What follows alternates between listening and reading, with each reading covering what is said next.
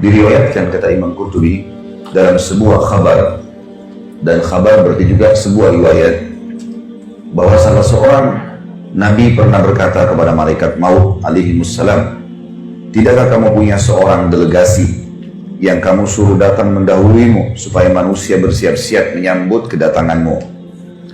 Benar demi Allah, jawab malaikat maut, aku bahkan punya banyak sekali delegasi berupa macam-macam gangguan dan penyakit, uban yang ada di kepala, berbagai hal yang menyedihkan, dan berkurangnya pendengaran juga penglihatan.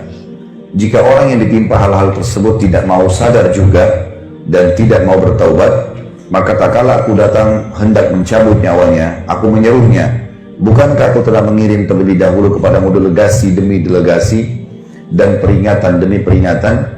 Aku adalah delegasi terakhirmu. Tidak ada lagi yang lain sesudahku, dan aku adalah peringatan terakhir. Tidak ada lagi peringatan lain sesudahku. Tidak ada satu hari pun di mana matahari terbit dan terbenam, melainkan malaikat maut menyuruh, hai orang-orang yang telah berumur 40 tahun, inilah saatnya kalian mengambil bekal. Selagi kalian masih berakal, anggota-anggota tubuh kalian masih kuat perkasa, hai orang-orang yang telah berumur 50 tahun, telah dekat saatnya memetik dan panen. Hai orang-orang yang telah berumur 60 tahun, kalian telah melupakan hukuman Allah dan melalaikan jawaban atas firman Allah subhanahu wa ta'ala yang telah disebutkan di dalam surah Fatir ayat 37. A'udzu billahi minasyaitonir rajim. Awalam nu'ammirkum ma yatadzakkaru fihi man tadzakkara wa ja'akumun nadhir. Bukankah kami telah memanjangkan umurmu dan dalam masa yang cukup untuk berfikir bagi orang-orang yang mau berfikir, dan bukankah telah datang kepadamu an-nadhir atau pemberi peringatan? Sampai sini dulu. Khusus lembaran ini kita harus mengambil pelajaran penting, Bapak Ibu sekalian, dan sekaligus menepis beberapa persepsi negatif tentang masalah mati. Misal, orang menganggap nanti sudah keriputan, sudah tua sekali, udah bungkuk badannya, baru dia mati. Ini persepsi salah. Karena banyak yang masih bayi mati, remaja mati. Persepsi yang lain, orang menganggap dia akan mati kalau masuk rumah sakit, sakit parah, di ICU.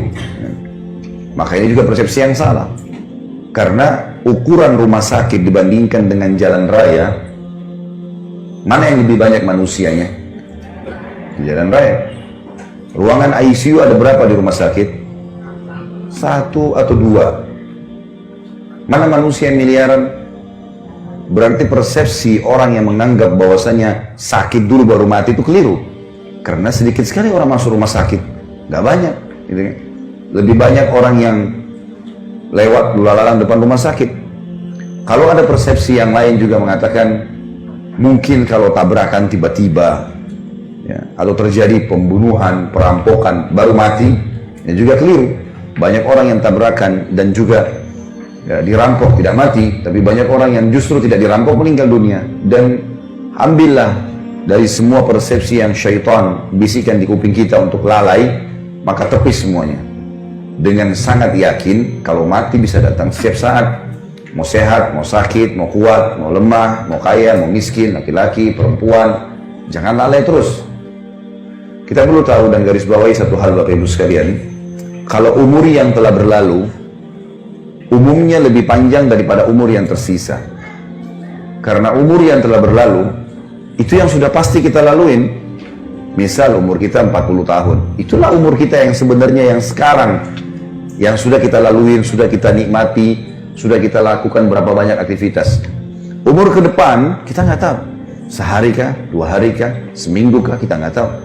Tapi umumnya kata ulama, umur yang berlalu pasti lebih panjang daripada umur yang akan datang. Karena umur akan datang masih tanda tanya, nggak tahu berapa lama. Tanamkan baik-baik itu di benak kita, Bapak Ibu sekalian, supaya kita sadar. Banyak orang yang terus lalai, seakan-akan dia masih lebih panjang. Kalau sekarang 40 tahun, berarti kalau saya hidup lagi 40 tahun ke depan, saya masih berumur 80 tahun. Kalau enggak, kalau meninggal tiba-tiba, banyak orang loh, kulitnya mulus, badannya sehat, apalah dengan bahasa-bahasa manusia, seksi lah, cantik lah, gagah lah, tampan lah, apalah segala macam, hilang cuma jadi kenangan. Begitu mati cuma dikenang, oh ibu itu dulu cantik, dulu Selesai. Sekarang udah dimakan oleh tanah pipinya, gitu kan. Udah nggak ada lagi, gitu kan. Oh dulu ibu itu suka datang ke salon ini, dulu. Gitu kan. Orang cuma mengenang begitu. Oh ini sepatunya dia, oh ini tasnya, oh ini tempat duduknya di majelis taklim. Orang cuma kenang. Orang cuma kenang begitu. Tetap kita secara pribadi yang akan menghadapinya. Maka jangan lalai terus ini. Seorang mukmin dan mukminah harus cerdas. Dari perbuatan bermanfaat apa ke perbuatan bermanfaat apa. Gak ada gunanya kita lalai. Karena tidak ada waktu ini. Kita sedang berpicu dengan waktu.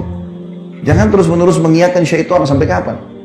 Gampang, nanti gak usah amalan sunnah. Kan cuma sunnah. Begitu terus, godanya sama. Berapa tahun Bapak Ibu digoda begitu sama syaitan? Dan berapa kali kita mengiyakan? Syaitan berharap buku amal kita kosong. Supaya nggak ada amalan. Dan dia jeli setiap hari itu. Usahakan hari ini mana yang bisa bolong nih.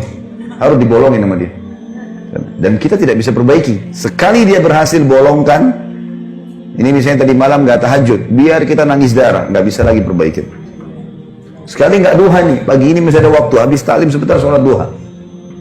Sekali nggak duha, maka target syaitan supaya buku hari ini, di tanggal ini, di buku lembaran kesekian, dia kosong duhanya. Dan nyesel-nyesel nanti hari kiamat. Coba seandainya dulu. Dari ruangan taklim cuma nyebrang ke musola, di masjid sebelah. Nggak ada susahnya. Saya berapa kali masuk ke situ sholat duha, 1-2 orang ibu ada yang masuk di musola. Yang lainnya mana? Husnudzon, mungkin sudah sholat duha di rumahnya. Alhamdulillah. Alhamdulillah. Baiklah.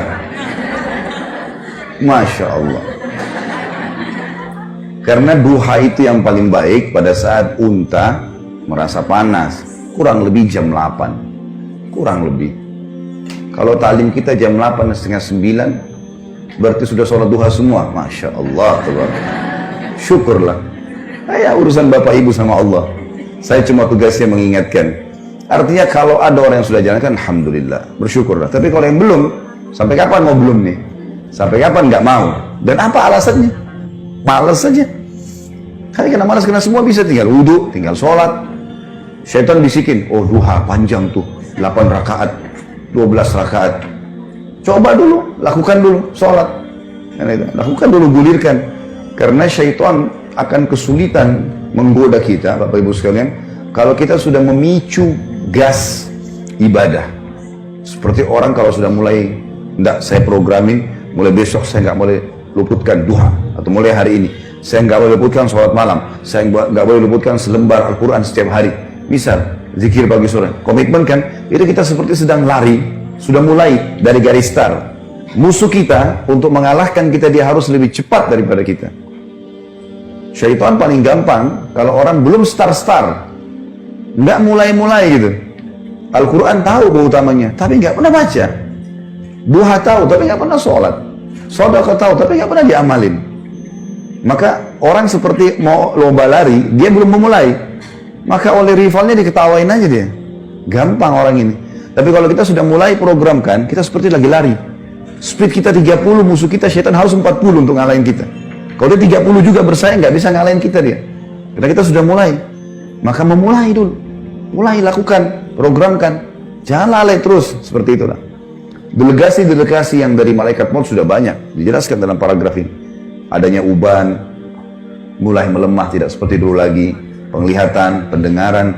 Enggak Ustaz, saya masih kuat semuanya. Baiklah, kalau gitu tunggu panggilan yang terakhir nanti. Kalau tetap merasa begitu. Tiba-tiba nanti datang malaikat maut baru nyesel. Coba dulu ya. Nah, coba dulu nggak ada gunanya.